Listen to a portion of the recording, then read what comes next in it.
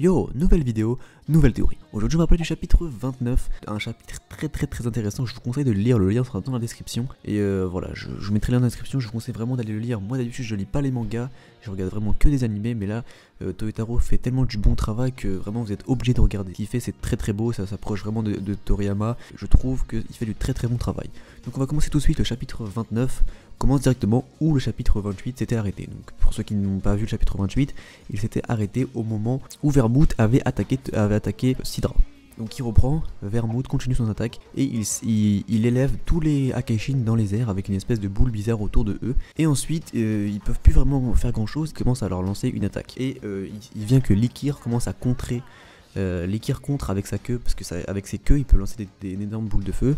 Et du coup il contre l'attaque de Vermouth et il envoie que des boules sur Likir. Et une fois que Likir est en train d'attaquer Vermouth, on voit LS qui le prend par le dos avec un arc. Donc on apprend que LS peut utiliser un arc. Et une fois qu'il a utilisé son arc, il lui tire une flèche dans le bras et il a un petit réflexe, donc vraiment un très bon réflexe et il contre, mais il se prend quand même une flèche dans le bras. Voilà, ensuite le combat continue, il y a Ramushi, on apprend qu'il a une capacité spéciale, donc lorsqu'il crie, il a tellement les poumons forts que tout le monde est paralysé, même on voit tous les Kaioshin etc.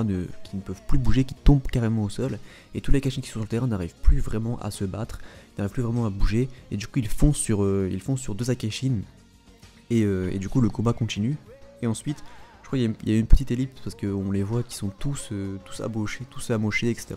Beerus et Kitela qui sont vraiment des grosses boss, tous les Akashin sont ensemble, par terre, etc.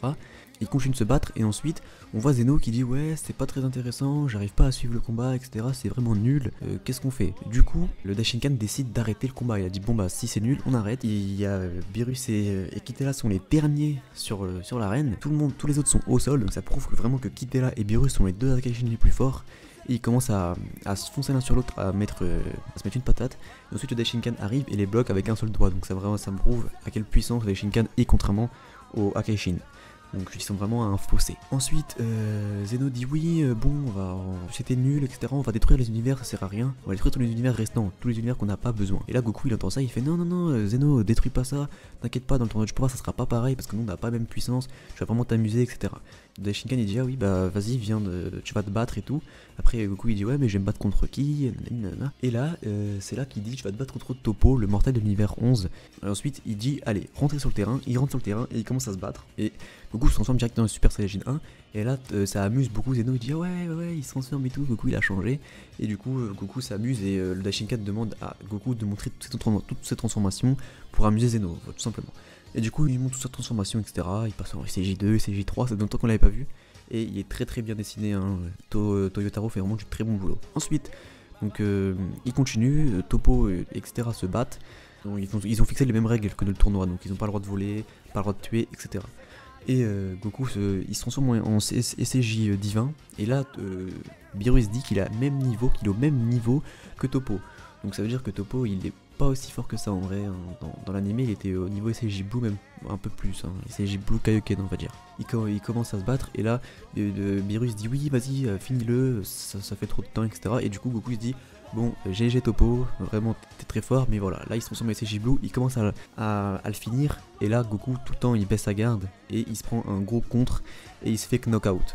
Et vu qu'il a le pouvoir de voler, il peut pas, il est obligé de tomber. Et du coup là c'est vraiment l'information super importante qui est là maintenant.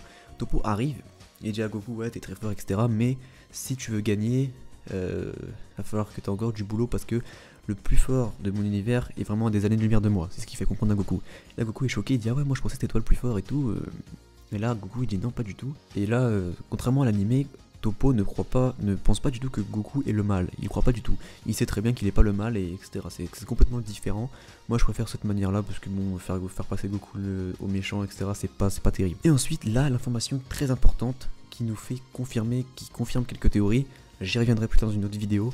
C'est que Toppo dit à Goku que Jiren est plus fort que Vermouth.